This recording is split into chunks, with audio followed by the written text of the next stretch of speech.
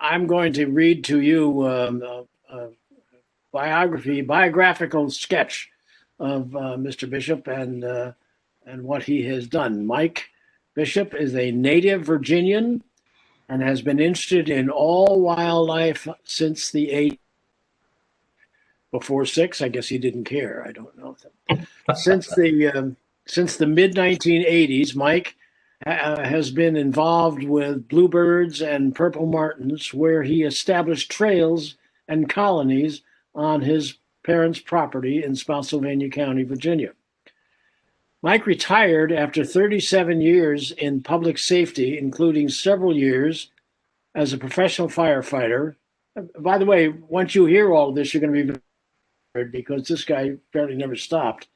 37 years as a public safety, including several years as a professional firefighter, and then 21 years with the Fairfax County Police Department as a patrol, SWAT team, and canine officer. Retaining his lifelong love for the environment and native animals, he became a Virginia Master Naturalist in 2013 and was hired a part-time naturalist for the Fairfax County Park Authority, instructing school students in stream ecology. He's also certified by the Virginia Department of Environmental Quality as a watershed educator and a board member of the Virginia Bluebird Society. One of Nancy's and my dear friends is the president thereof, and so that's good to hear. There's at least one member.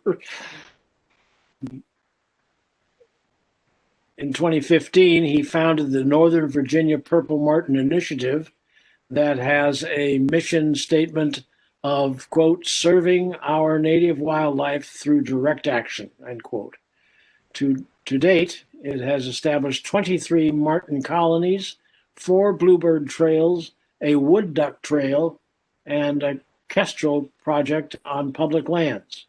All are at no cost to taxpayers.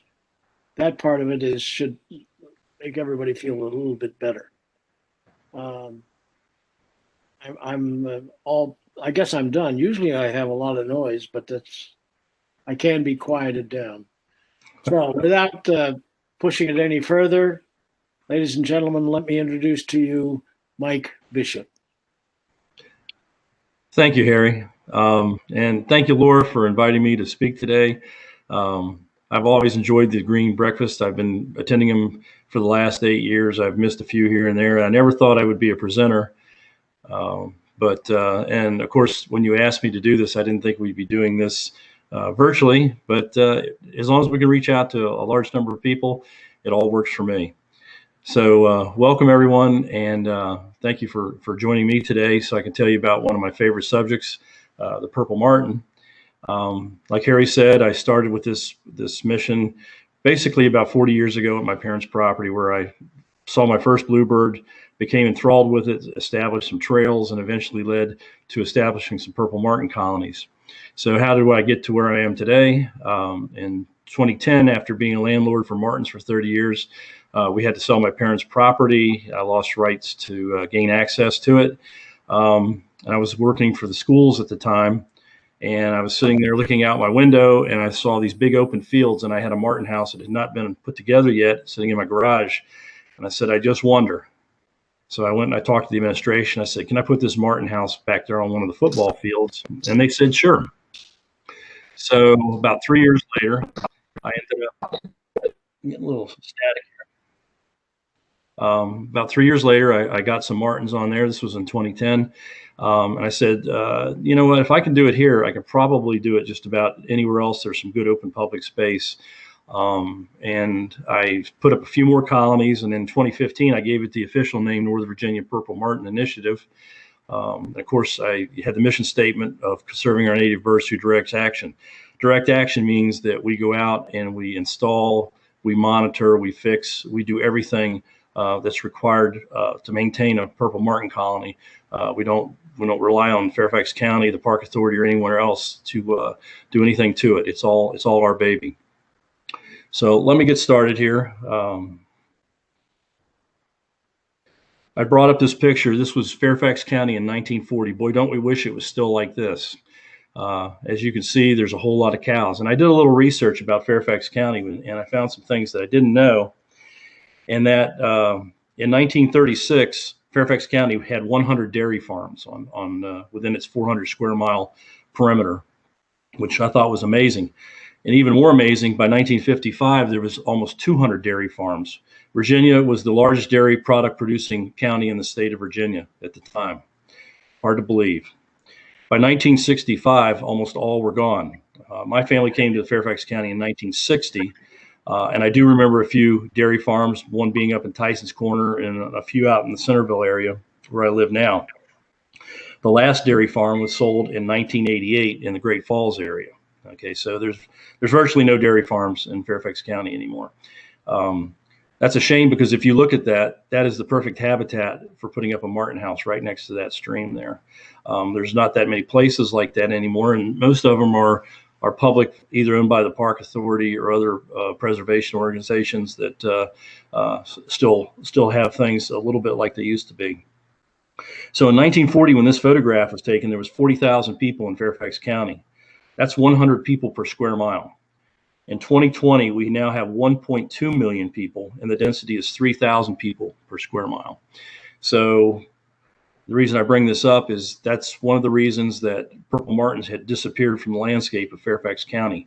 The most important point I want you to take away from this presentation, and I'll probably say it several times throughout this, is that purple martins are the only native songbird that use erected human-built housing only. They do not use cavities in trees, fence posts, or anything else. They've gotten past that, and I'll explain a little further in the presentation how that all came about.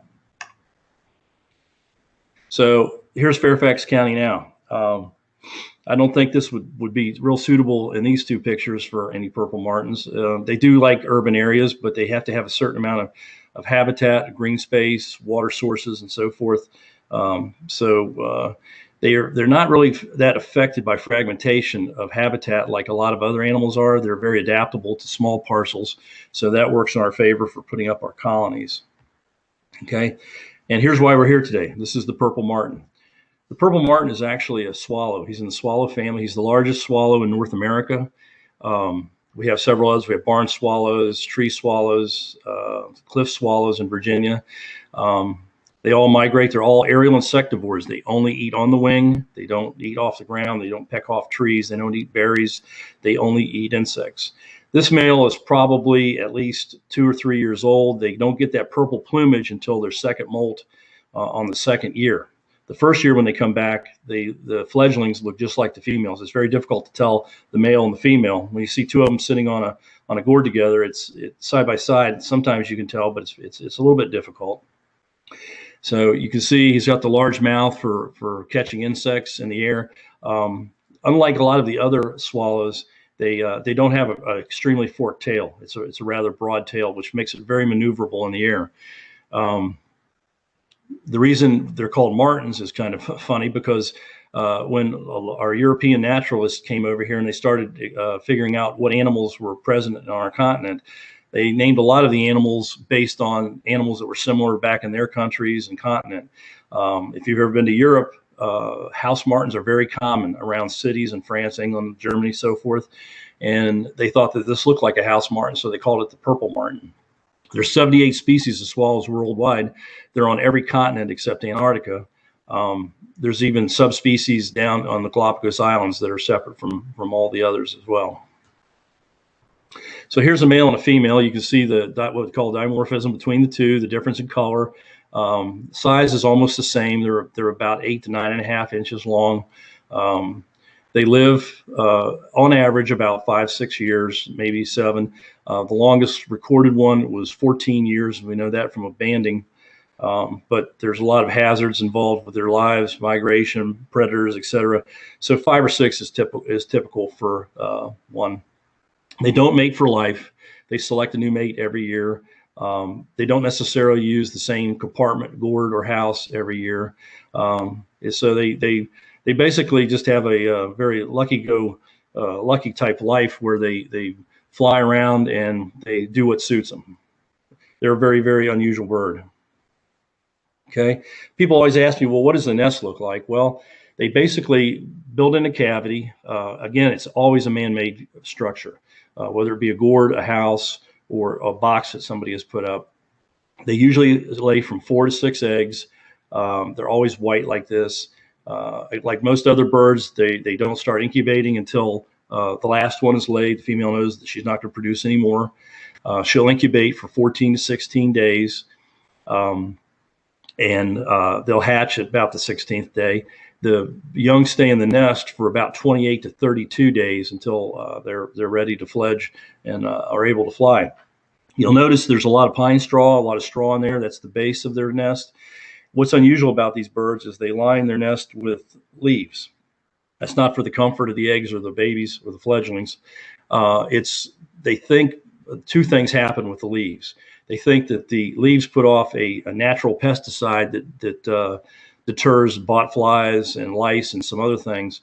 And the other issue they discovered is they think that the leaves, as they deteriorate, put off a water vapor which keeps the humidity in the gourd or the compartment at a constant rate.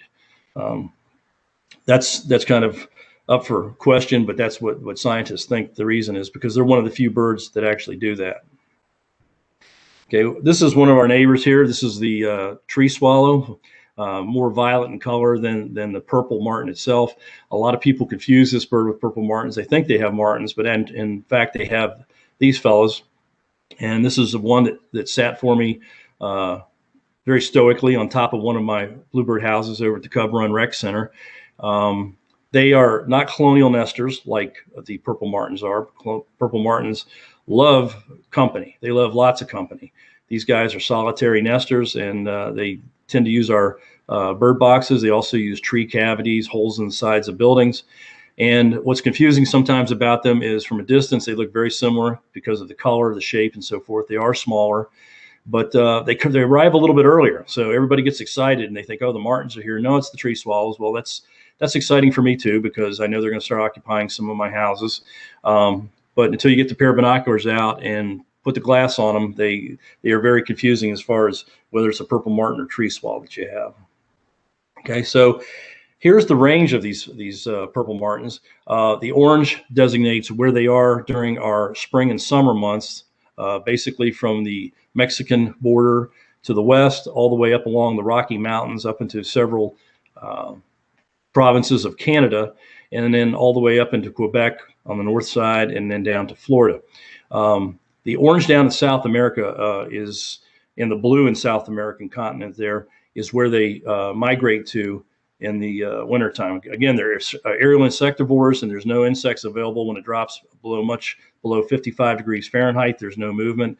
And like I say, they will not pick them off the trees or the ground. They have to be airborne for them to be able to feed. Most of our migrants that we found through GPS and banding end up in the Amazon rainforest, excuse me, basin, and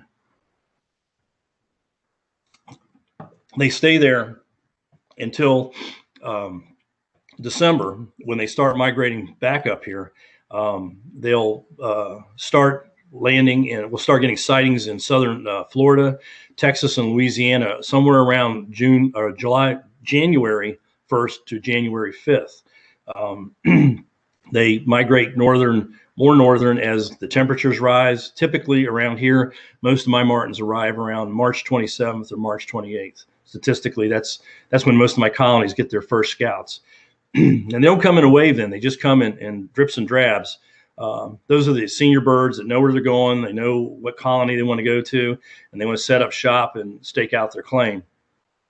What happens later is all the fledglings from last year, they're making their first migration north, kind of meander up here, and they start looking either for new colonies or a room at the end where they were born. And they will come up in waves, generally almost all the way until June. So they're sexually mature by that time. They can breed, but sometimes they don't. They're the bachelors, and they just hang around the colonies, pester the couples that are there. And next year, when they come back, they'll select a mate and be able to produce eggs. Okay, so how did this all start? This is the $10 million question. This is a print that was made, I don't know when, it was quite a while ago. And it shows gourd racks with gourds and purple martins on them at an Indian village that we don't know exactly where. We do know that the Choctaws and the Chickasaws practiced this extensively in their villages. The Europeans found these type of apparatus when they ventured into trade with the folks.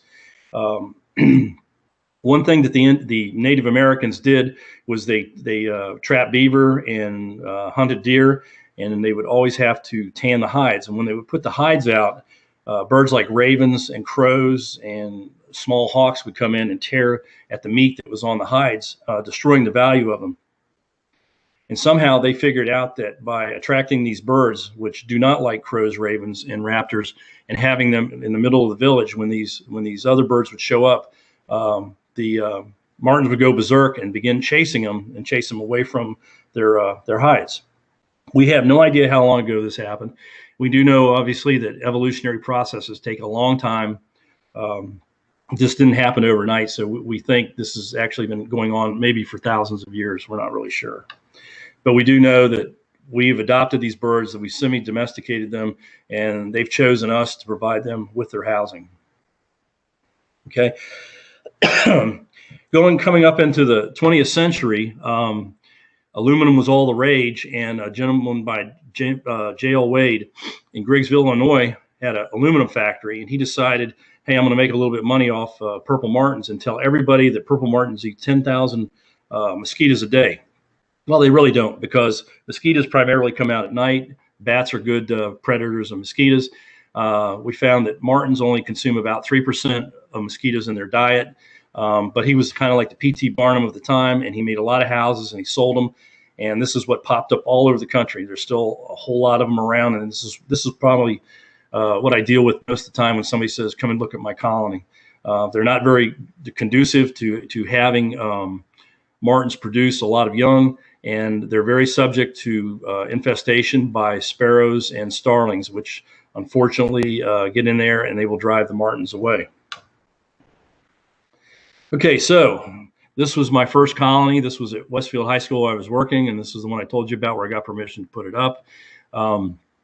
As you can see, there's a little stormwater pond back there in front of me. There's lots of fields.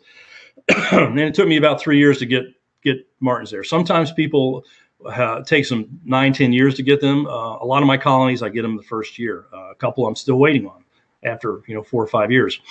This one got them within 3 years, and that gave me the impetus to expand. I went down the road about a mile away. There's a park called Rock Hill Park. It used to be a farm.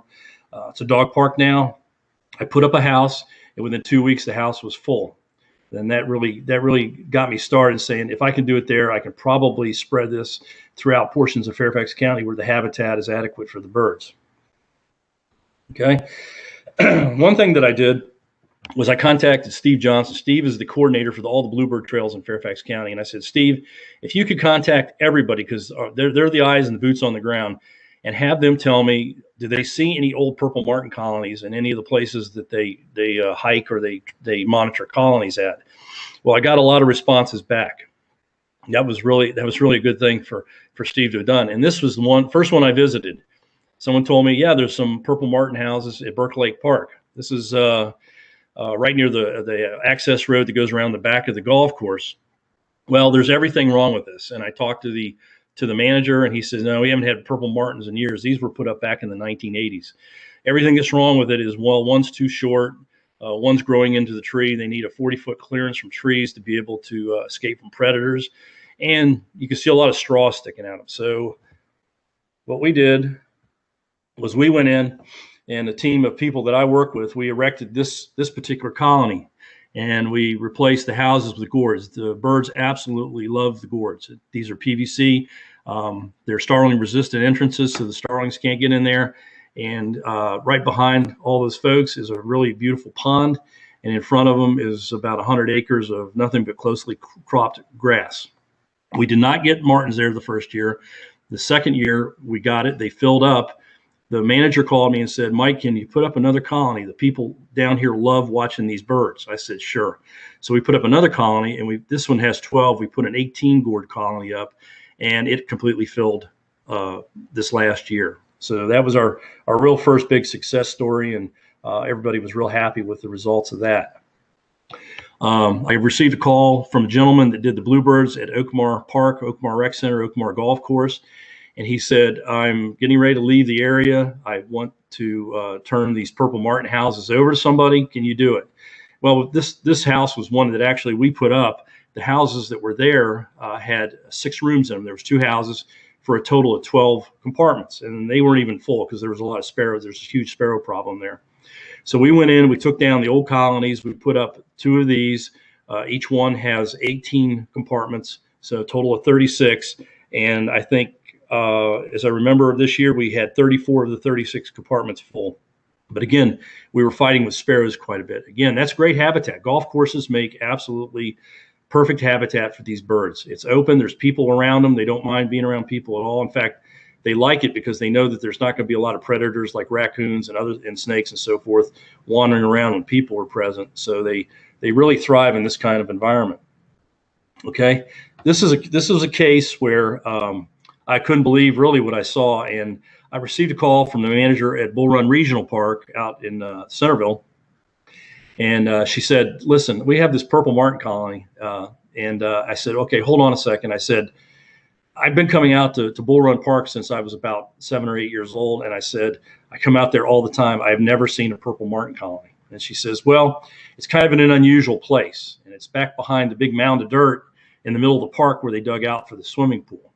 Well, when I went to look at it, this is what I found. It was basically in a wetland. It was in the middle of a swamp, completely surrounded by all kinds of bushes and trees and so forth. This was the condition of the gourds. They were falling apart. They really had no good tunnels. Every gourd either had a sparrow, a starling nest, or a wasp nest in it. So of course you're not going to get any. And it had been there, according to them, about 10 or 15 years. It was put up by a society that didn't come back and do any monitoring. So we loaded them up in the wagon, put them in my truck, brought them home, and we fixed them up. And that's what they look like after we fixed them up. We put brand new tunnels on them, new caps, and we put ventilator elbows on them and repainted them. So this is what it looks like today. This is what it should look like. It's in the middle of a nice open field.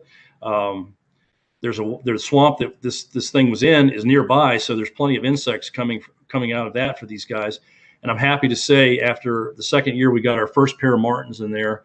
And that's kind of the benchmark that you want, is to get that first pair, because once you get a pair in there, more tend to come. They see that there's already a pair thriving there, and the second year birds that are coming up looking for a place to live will fill these things up rather quickly. Okay, so we were really happy with that project, and we were glad that they called us, and that was kind of getting our name out there and finding out these things that we didn't even know existed and making them workable. Okay, this was a great project. This was another one that Steve Johnson turned me on to. This was at Twin Lakes Golf Course in Clifton. Twin Lakes Golf Course is probably one of the most pristine, perfect habitats I've ever seen for Purple Martins. It's my favorite project. Well, when we first went out there were 6 poles, and this is what we found on all 6 of the poles. The old 1950s aluminum houses. They had seen better days. Unfortunately, this one was in the line between one tee and a hole on a back course, and we actually found a golf ball inside one of the compartments. So there was a golfer there that didn't know he'd made a hole-in-one. He just didn't know that it happened to be in a Purple Martin house. So we took these guys down. There's a fellow down in Richmond that refurbishes these type of things, and he uses them and converts them into better housing. So I loaded up my truck with these 6 houses and took them down there. So what did we do? Prior to taking them down, we put a gourd on every single one of the houses. And what we found was the birds loved the gourds. Every gourd that we put up hanging from one of the houses had a Purple Martin in it. There was still a couple Purple Martins hanging on inside the houses, but it was a struggling colony. So we thought, okay, if they like the gourds this much, we'll take everything down and we're going to replace everything with gourds. This is what we have now. We have 6 of these all scattered around Twin Lakes Golf Course. There's 78 gourds, 76 of them filled up this year. It was a slow process getting it up to speed, but now they're almost completely full. So we expect probably a good 100% occupancy next year. Again, the golfers love them. They talk to us all the time about them. The staff loves it. We just received the Elly Doyle Award. It's going to be presented next week for our efforts there at Twin Lakes. It's an Audubon certified golf course now because of that and the Bluebird Trails. So we're pretty proud of that project. We just put up this one last week at Twin Lakes. We call this the Beast. We're curious to see how this is going to work out. That was a flagpole that was donated to me, taken down, commercial flagpole, and cut in half. It was so enormous, 5-inch diameter, I thought it would support a lot of houses. So we put 36 compartments on there. So that's going to bring our compartment number up to 108 at Twin Lakes Golf Course next year. We're pretty interested to see how fast this thing fills up. I lost a lot of sleep thinking about how to put it up, and it was not as easy as I even dreaded. So, but it's up and running, and we're looking forward to next year seeing what happens there. Okay, some of the leftover stuff. This was leftover from Oakmar Golf Course. Probably some of you birders might recognize this parcel right here. This is Elk Lick Preserve in the Sully Woodlands off of Pleasant Valley Road. We got our first pair of martins there this year. We had to take it down. We lost a year because of the prescribed burns that were going on. So we put it back up, and sure enough, we got a pair of purple martins. So as that progresses, we're probably going to take this down and put up a larger structure to house more birds. Again, this is an old farm. It probably at one time had a purple martin house, but anyway, we've outfitted it with one. Okay, this is one of our projects that we just did right before COVID kicked in. I do a lot of Eagle Scout mentoring and projects, and almost all of them are conservation related and or bird related. This Eagle Scout from Great Falls contacted me, and he said, "Mr. Bishop, I want to put up a purple martin colony." So I met with him. Long story short, he got some really good equipment. And if you've ever been to Wolf Trap, the Filene Center there, this is just right outside the Ovations restaurant on a hillside where they have a beautiful pollinator garden. And we didn't get any birds this year. It was very difficult to monitor because of COVID. We were limited on some of our colonies being able to visit it and gain access to them because of restrictions that the parks have put into place. But this was really neat because the National Park Service anteed up, and they actually bought the structure there for the Scout as long as they put it up and they were going to monitor it. That's about $1,100 worth of equipment right there. So we're pretty excited about that because as far as we know, that is the only purple martin colony in national park site, at least in Virginia, maybe perhaps the country. So we'll see if maybe National Park Service clings on to this and we can get a few more inside of their properties.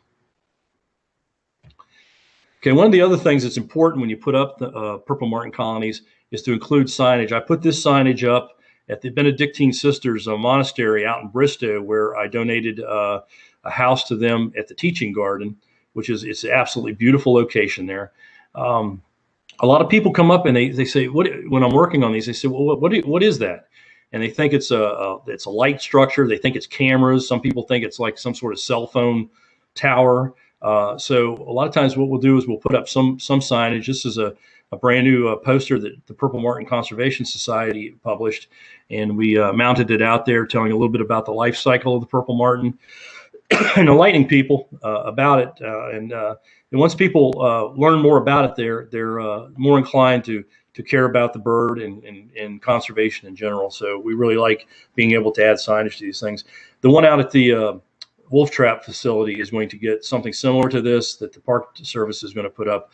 So thousands of people every year will be learning a little bit more about purple martins, particularly in Northern Virginia. So I got another call, and they said, "Hey, have you seen those purple martin houses out at George Mason University?" And I'm like, no. So I drove out there, took a look at this. These have been up for a long, long time. This is near the field house there, the Patriot Center and the Mason Pond. Mason Pond's in the background. And I contacted them and I said, "Hey, listen, is there anybody that's interested in getting some new Martin apparatus put up? And the head of maintenance said, we would absolutely love for you to do it. We don't have the time to maintain this stuff anymore. And we're on the verge of losing our Martins because they're filling up and they're full of sparrows. So we went out and we took those old ones down and we put up these. They wanted houses. So we didn't want the gourds. So we put these guys up, and I threw that little Mason sticker there on the side just for grins. We put 2 of these up. Each of them has 14 compartments. We've added since 4 gourds on each. So again, like Oakmar, this contains 36 compartments. It's a perfect location. There's people walking to class every day past that bridge. The Martins love having the people around. And behind there's lots of dragonflies and black flies and house flies and everything else that they love to catch. So this has been very successful too. We had about a 75% occupancy rate. But what was funny was when my friend and I took those old houses down, the houses were almost completely full of nesting material. There was about 3/4 of an inch between where the nest was and the ceiling of each compartment. I don't know how the birds even got in there. I don't know how the young ones even got out. And then when we took them down, they basically were so rotted, they fell into about 20 pieces each. So they were real excited to get these houses. They actually called us and they said, we want more. And I said, I looked around their campus, and unfortunately, there's just not the habitat there. It's either buildings, athletic fields, or woods. And you have to have the open space like is around this pond to be able to attract birds to something like this. So we took a faltering colony, got brand new housing up. The birds immediately adapted to it, and they brought in some of their friends. And I expect that we're going to probably have 100% occupancy at this one in the next few years. Okay, so for 2020, this is what we did. We had 302 compartments. That's including houses and gourds at 21 sites. We have 21 in Fairfax County. We have 1 in Prince William, and we have 1 in Fauquier County at the Clifton Institute out near Ellie. 260 of the compartments were used. That gave us an occupancy rate of 86%. When I first started this, I thought if I can get 50%, I was going to be happy. I was going to be excited. So I'm really ecstatic about our stats for this year. That calculates into between about 1,000 to 1,300 new Martins every year. That's in addition to what was, already the parents that were already there. That's why it's imperative to keep getting these houses put out. There's not been a dime spent federally, state, county, or municipality-wise for purple martins anywhere in the United States. The purple martins are sustained and stay in the United States because of landlords that spend their own money, their own time, monitoring and putting it up on their own property. There's tens of thousands of landlords from here all the way to Colorado and all the way from Quebec, Canada, down to the Florida Keys. And without these people, these birds, which have been semi-domesticated and rely on us, would be totally eradicated from North America. So we owe them a debt to be able to bring them here and make sure that they have adequate housing to sustain their population. I think at the last I heard, they estimate about 30 million purple martins. That fluctuates from year to year. There's years where we have cold snaps and we lose lots of birds, and then there's other productive years like we had this last spring and summer. Our first time colony use, which we were really excited about, was at Sully Woodlands, the Benedictine Monastery in Prince William, and Bull Run Regional Park. Like I say, those are the up and coming colonies that will begin to fill up, and our numbers will dramatically increase once they start using those particular locations. We're not just about purple martins. Everybody thinks we are, but we're not.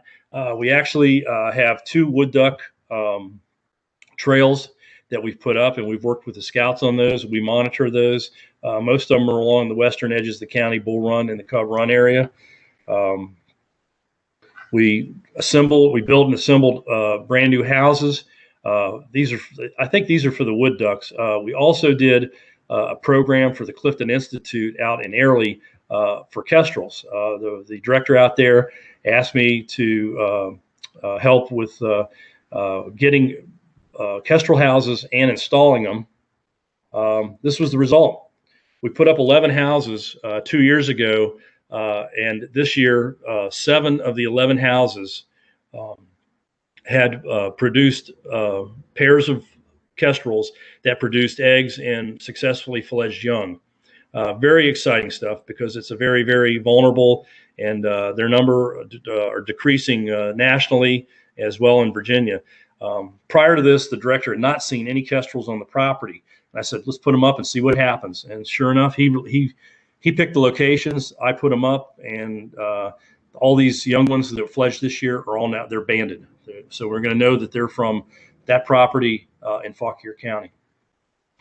I've also started a small program at Sully Woodlands. This was my first house. We had kestrels out there in the spring, but they chose not to use the house. So I got it up a little bit late. So we're looking to get some kestrels in this guy. If that is successful, I'm hoping to expand it to Poplar Ford and a few of the other large parcels of land out on the western edge of that border Manassas battlefield. So this was a really cool project that I really enjoyed working with the scouts on. Chimney swifts are one of my favorite birds. They are diminishing greatly in numbers for a variety of reasons. Insect populations are down. People will cap their chimneys. That's a big source of lack of nesting sites. And also dead trees and snags are cut down on a regular basis. And a lot of times they colonize in those. So this is the Cub Run Rec Center where I work part-time teaching. And one of the kids there said, hey, I need an Eagle Scout project. And I said, here you go, buddy. I got one for you. He had his uncle help him. And this is what we ended up with. And by the way, I did all the siding on that. I'm a master at vinyl siding now. So, if you need a house sided, just call me. I'm just kidding. But I did do the siding on that, and it turned out really well. The inside is T111 plywood, which is very rough because these guys, if you put something smooth in there, they're not able to cling. Chimney swifts cannot perch. They can only cling. And you have to have a rough surface, such as the inside of the flue of a chimney, or in this case, the plywood. You also have to have it insulated enough so that thing doesn't get too hot during the day and bake the young. We have not gotten any in this yet. We're still hopeful. Out in Herndon at the one of the parks there, the people there put up one and they got their first chimney swifts. It took them several years, so I'm still hopeful that we're going to get some. There's also one up in Leesburg, and I've seen a couple others scattered at other parks. So we're just waiting patiently. The other thing that we do is we maintain a bird blind. This was a project I worked with on an Eagle Scout. We put a bird blind up at Cub Run Rec Center. And on the left there in the background, you can see the feeding station. The Purple Martin Initiative spends about $800 a year maintaining that station, putting in seed, suet, millet, all the other things that birds like. We have a little chart there. We've gotten a lot of feedback. Parents take their kids up there. They live in a townhouse. They live in an apartment. They can take their kids there, introduce them to birding, and just have a nice day sitting there watching the activity as the birds come and go. A huge woodpecker population there, sapsuckers, downies, harries, pileated will come in once in a while. We have a little coffee cup holder there for the adults and so forth. 2 years ago, it was crushed by a tree, so we had to rebuild the entire feeding station.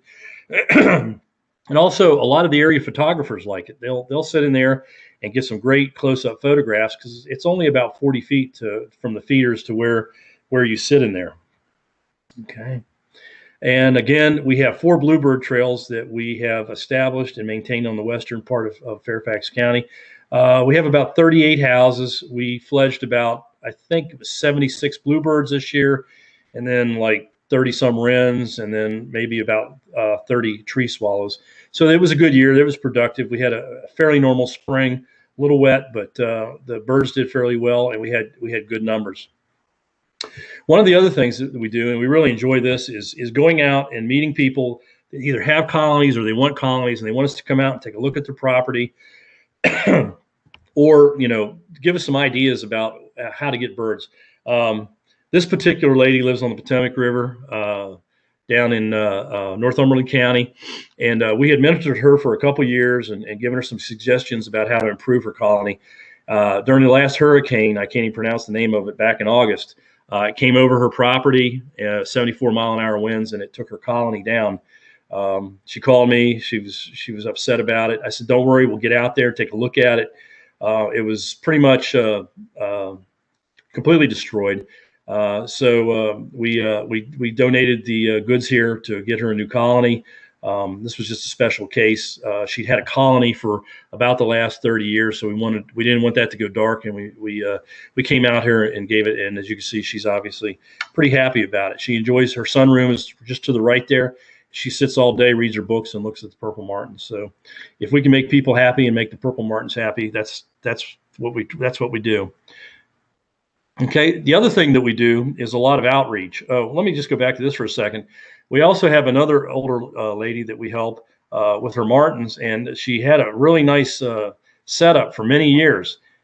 She spent about $1,200 on it, and I met her one day while I was riding my bike, and she says, I've never had a purple martin here. And I said, that's a shame because you have a perfect location. It was much like this one. And I said, have you tried doing the dawn song? And she says, I have no idea what that is. And I said, it's a CD with the recordings of purple martins. And she said, no. She says, I have a big stereo. What do you do? And she said, I said, just play it every morning. She played it every morning for about 2 weeks, and she got martins. And ever since then, she has gotten the martins. Martins love company. They love being with each other, and they love being attracted to a nice colony that they know where other birds have successfully nested. So if you play a song like that, what it does is it perks their interest as they're migrating overhead, and they'll come down and examine the colony, and a lot of them stay and set up shop.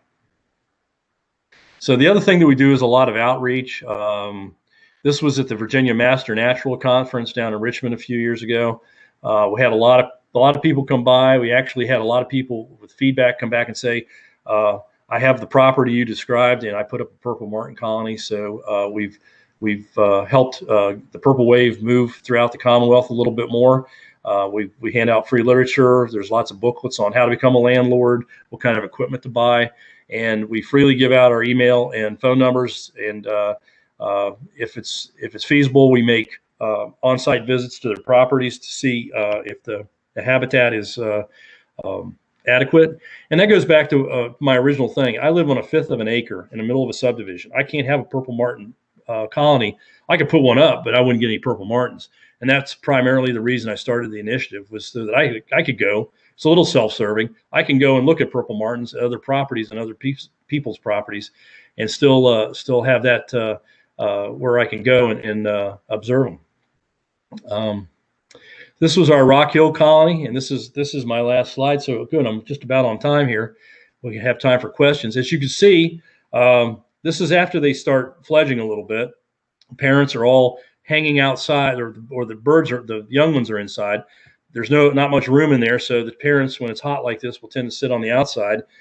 This is in the late evening. They all tend to congregate. They have their conversations amongst each other, which they do quite frequently. This is a much calmer time. I say that there's 3 times in a purple martin colony. It's when they all arrive, and it's chaos. Everybody's vying for a mate. Everyone's vying for a compartment. There's a lot of chaos going on amongst the birds as to how this is all going to play out.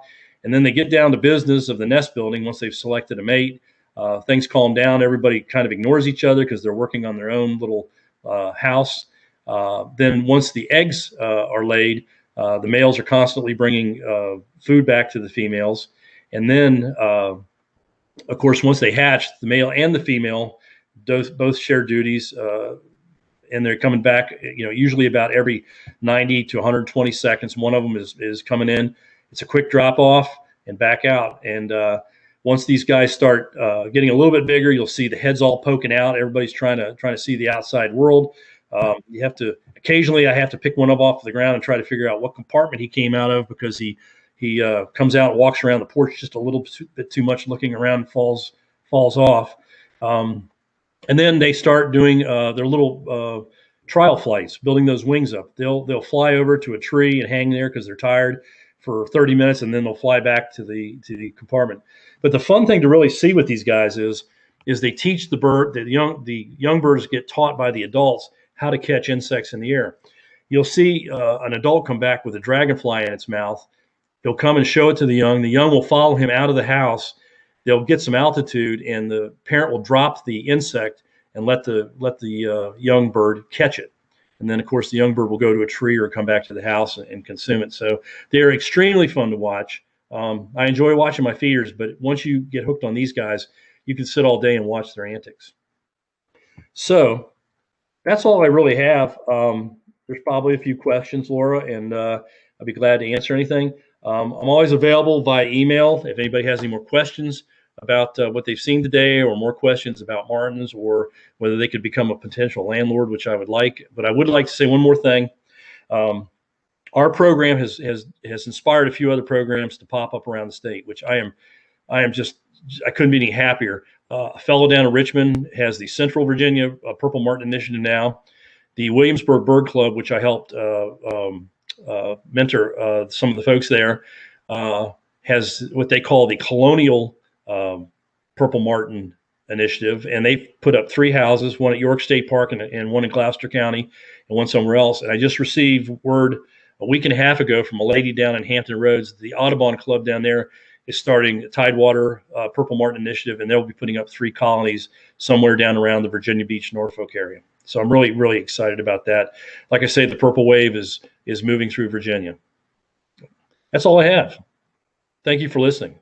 That's really great, Mike. I think we're all going to do a virtual, very silent round of applause for a great presentation and a lot of fantastic information.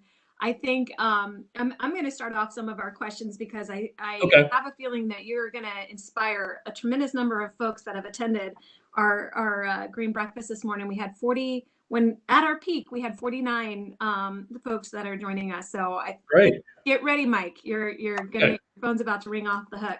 Okay. Can you share with us the best way to reach you? And I will put your information in the chat box. Sure. My email is the best way to reach me. Okay. It's mwbishop@cox.net. Let me make sure that my autocorrect doesn't mess this up here, but I'll put that in. That is in the chat box for folks if you're interested in reaching out to Mike directly. I think there's a lot of questions about how can folks get involved in it.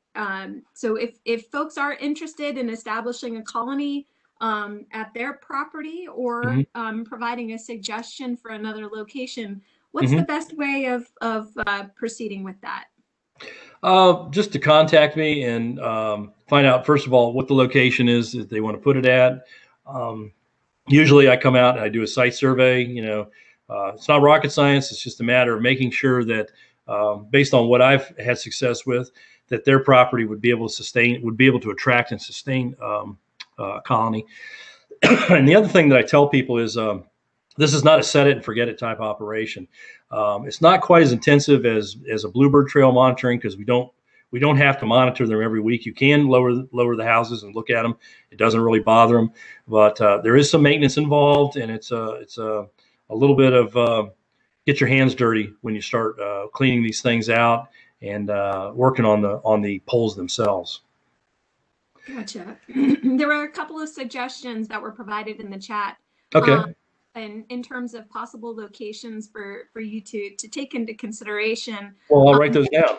And we'll definitely be sure to follow up with you and get you those locations. But one of the questions that came up that I think maybe on folks' mind is how big of a water body or water feature might you need in order to be able to support a small colony, and how much open space do you need for establishing a colony or nest box? Okay.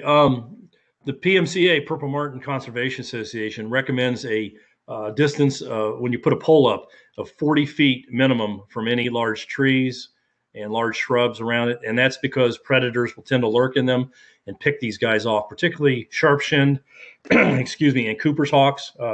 They're like the fighter jets of the raptor world, and they will swoop in and grab a martin right off a house if there's no alarm call given. So you need that distance. A lot of people put them in their backyard on a 1/4 acre, and they have 80-foot pine trees or oak trees. And that's one way we've acquired a lot of our equipment. It's donated. People say, I can't get martins. And I come out and I look at their property and say, you're more likely not going to get them. And then they just donate the equipment to us, and we use it in public lands.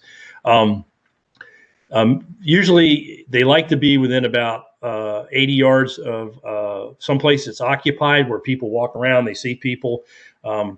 Now, given that, I have 2 houses out at Rock Hill Park, and the one on the screen right now is one of them. That's one of my most successful colonies.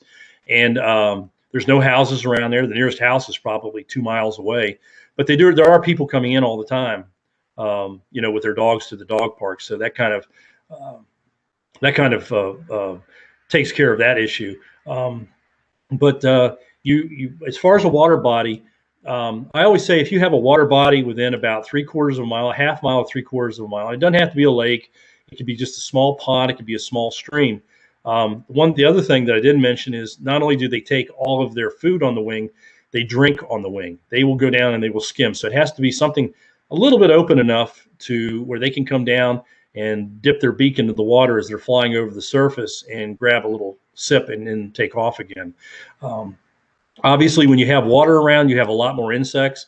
The more insects you have, the happier these guys are, particularly dragonflies. But that's their primary food source when the young start to get where they can actually take good hard food. When they get up to be about anywhere from 15 to 20 days, you'll see the parents flying in with dragonflies, and obviously a nearby body of water. Now you'll have I see dragonflies in the giant parking lot when I'm grocery shopping, but when you have a nearby body of water, that is a big plus to drawing the birds in.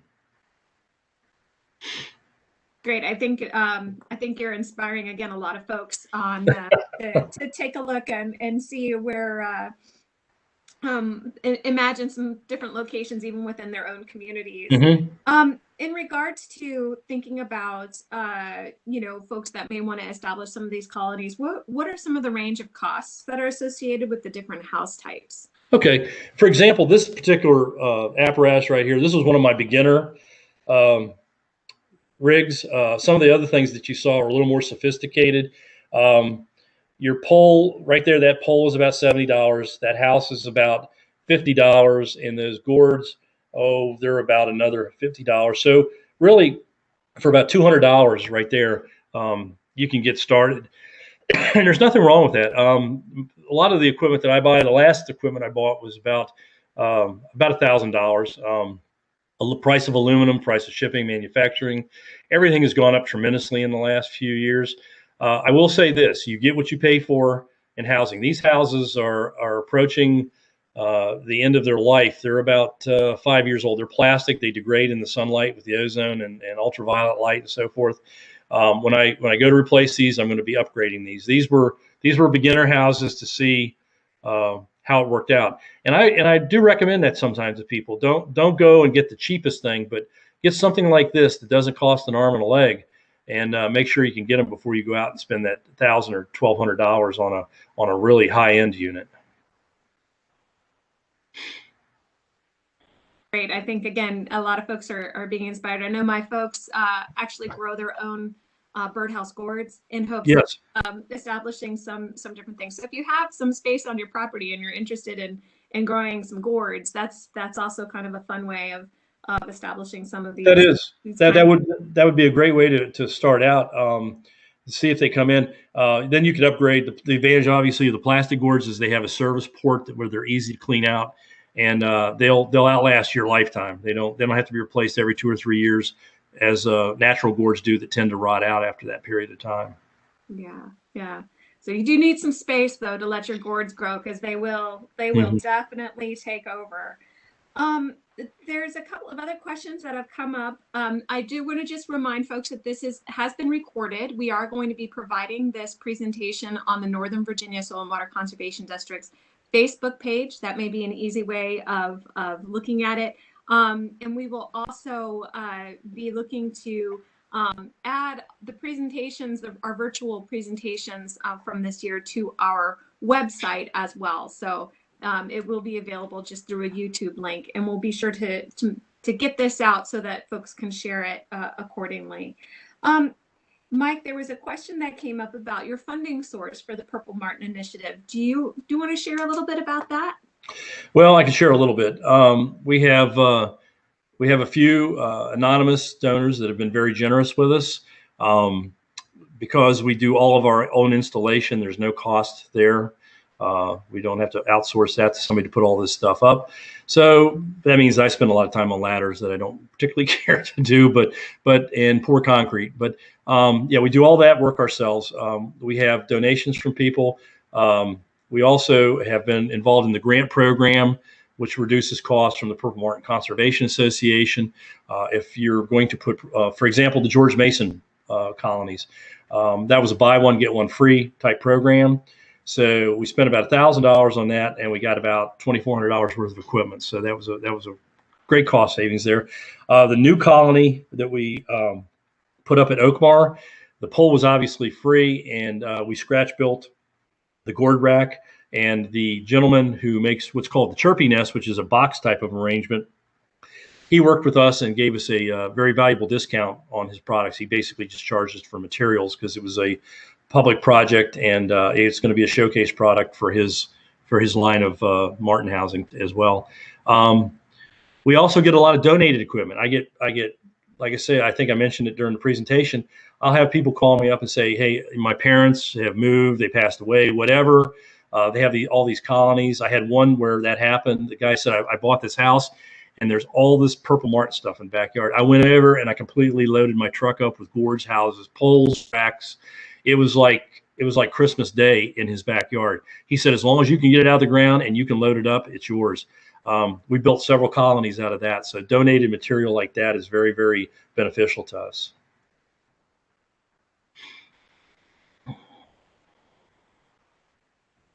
Wait a second, get my mute unmuted here. Okay. There's a few other questions, Mike, that have come up. And of course, a lot of gratitude that's been expressed for those that have participated this morning. Can you talk a little bit about the natural predators of purple martins? You talked a little bit about the sharp-shinned hawks. And there was another question regarding black rat snakes and whether or not they are a predator for the martins. Absolutely, yeah. They're like any bird. Is particularly, I mean, you look at this picture that we have on the screen right now. That's like a feeding station for a lot of different animals. The black rat snake is one of the primary predators of these guys. We use pipe flues on the pole, similar to what you would see on Bluebird Trails. They're about 98% effective. The snake goes up inside the flue. He can't find his way out. He gives up. The other thing are raccoons, which we don't have too many problems with. I've never really had a raccoon problem with any of my colonies. Of course, they're very nimble. They can shimmy up and they can reach in and grab the birds. But fortunately, we've not had that problem. The great horned owl is another issue. The sharp-shinned hawk and the Cooper's hawk. Cooper's hawks have, the populations have exploded around, particularly urban areas like Fairfax County, because of bird feeding stations and people putting food out and stuff. Even in my neighborhood on my daily walk, I see a Cooper's or a sharp-shinned almost every day, whereas 10 or 15 years ago, it was unheard of to see a raptor around my area. These birds they're protected by federal law. You can't mess with them. It's a natural process. They're just doing what they do. They have young to feed, and they see all these purple martins lined up on these rails. And as far as I'm concerned, it's like the Golden Corral. They're going to come and they're going to feast on these birds and take them back to their young. That's why I like large colonies. I try to put up more than one house or more than one set of gourds, mostly because if you look at these guys, look at them. Look at this picture right here. Everybody's looking somewhere different, aren't they? Well, it's the same thing as if you look at turtles on a log. Turtles are usually, everybody's looking a different direction. So that when one turtle sees you pop up at the side of the pond, they all slide in. Nobody waits around to see what the problem is. And it's the same thing with martins. They're all looking around. If that one guy on the very top, if he sees a sharp-shinned hawk coming in and he gives an alarm call, everybody flushes. And they do this big, everybody goes a different direction. And it's similar to like what you see in the sea with fish when a shark's attacking them. They all go different directions. It disorients the predator, and they're less likely to be able to focus and latch on to one particular bird. So it's good to have those large colonies. But sharp-shinned hawks, I would say sharp-shinned hawks and the rat snakes are probably the two biggest predators of these guys. But going back to what I was saying, one of the biggest problems we have is with starlings and particularly house sparrows. We use starling-resistant entrances on the houses. They're crescent-shaped. They're not round. That's the thing of the past. The problem is sparrows can still get in. And as people who do bluebirds know, they're very, very dangerous to other birds. They will fill the nest up with their own material. They will destroy and kill young. They'll build their nest on top of the dead young. And if you get too many of them in there, it will basically, your colony will not colonize there. They'll move on to another location. That's why it's imperative. Like at Oakmar Park, I go there during the first part of the nesting season. I'll go there every day or every other day, and I'll go and I'll tear out sparrows' nest. Sparrows and starlings are not federally protected under the Migratory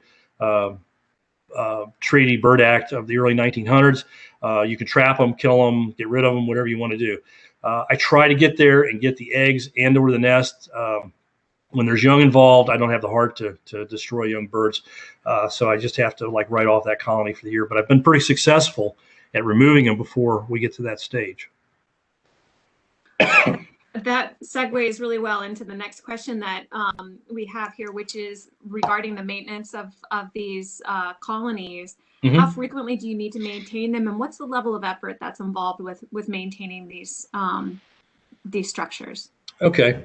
Well, I like I say, my PowerPoint focused mainly on what we were doing in Fairfax County versus becoming a landlord. But I'll tell you a little bit about these colonies. If you look, you'll see a rope and you'll see a little pulley at the top, and down at the bottom there's a winch. So every one of these houses can be raised and lowered. Unlike the old days where you stuck the house on the end of the pole, you raised it up, and it stayed there till the end of the season. There's no way when a house is stuck at the top, unless you want to get on top of a rickety ladder, to pull out sparrow's nest or deal with a snake or any of those other issues. So every house that we have is able to be raised up and down. That makes maintenance a whole lot easier. Basically, right now, all of our colonies are in winter mode.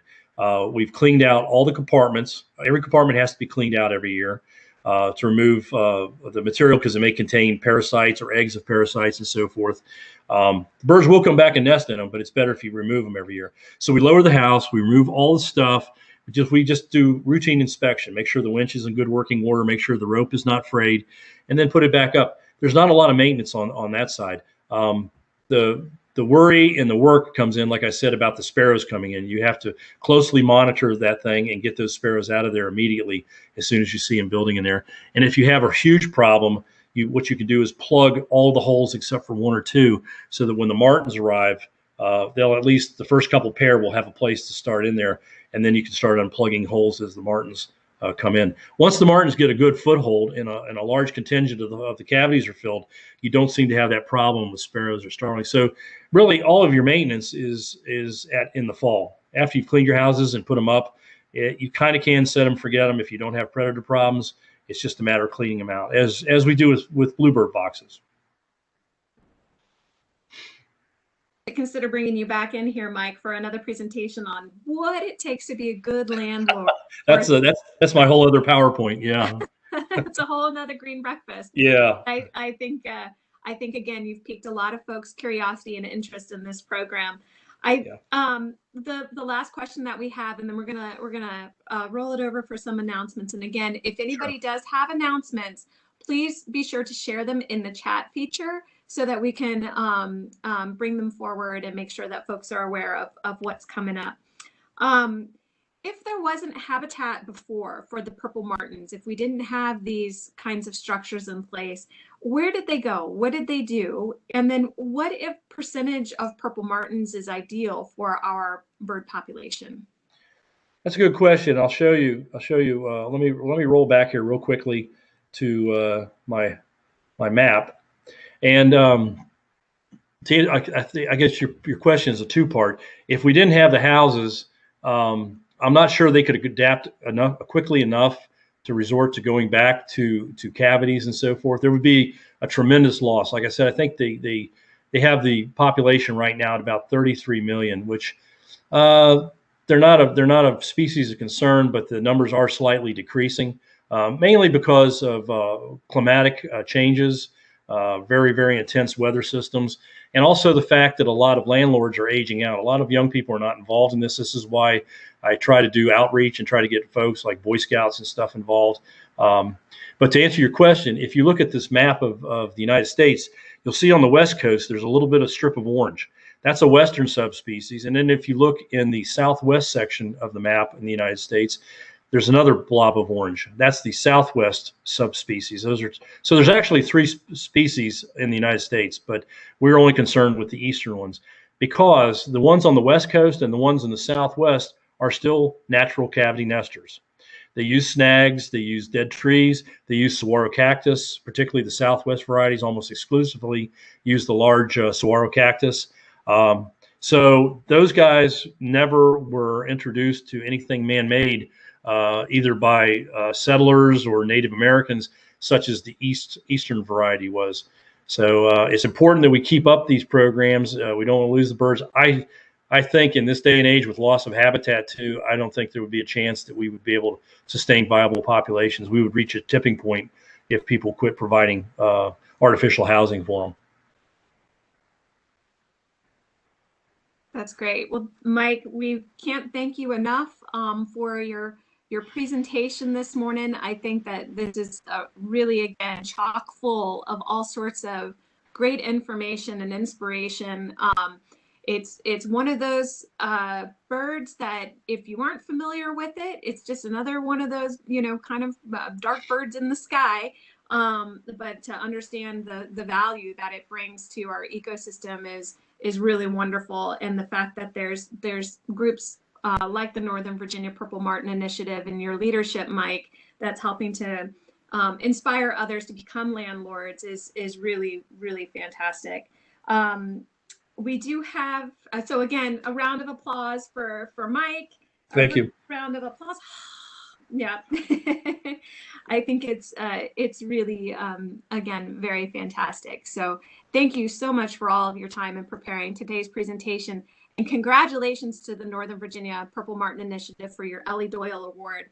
And for those of you who are not familiar with the Elly Doyle Award, it is awarded by the Fairfax County Park Authority and recognizes volunteers or volunteer groups for their outstanding contributions, particularly toward the preservation of parkland and the establishment of natural and recreational resources for the benefit of Fairfax County residents. So this has been really quite a selfless effort, and I think it's, again, very exciting as somebody who has worked in the ecological field for a long time, to recognize the multiple benefits and the multiple ways of being able to attract and to conserve particular species. So congratulations again, Mike. Thank you. That you're able to join us. If you do have follow-up questions for Mike, his email address is in the chat, but we'll say it one more time for folks. It is mwbishop, and that's BISHOP @cox.net. Please do follow up with him. There were a couple of specific questions that came up regarding resources as well. We also did provide a link to the Purple Martin Conservation Alliance. I think that's how they, I think that's the name of it. Yes, Purple Martin Conservation Association, which has a wealth of other information and resources that you might like to explore as well. So, but again, Mike, I think be ready because you're gonna get some phone calls. I hope so.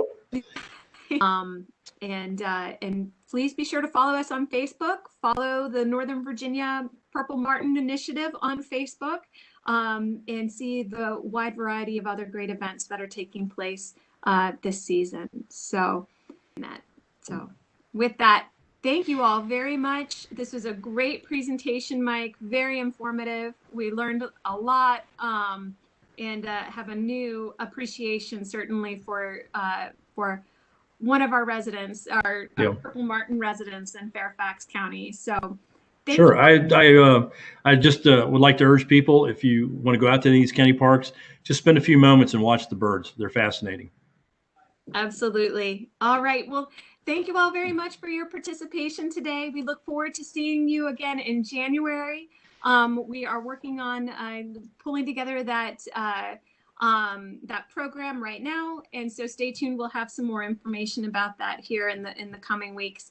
But we really appreciate your participation. Enjoy this beautiful Saturday, and we'll see you next time. So thank you.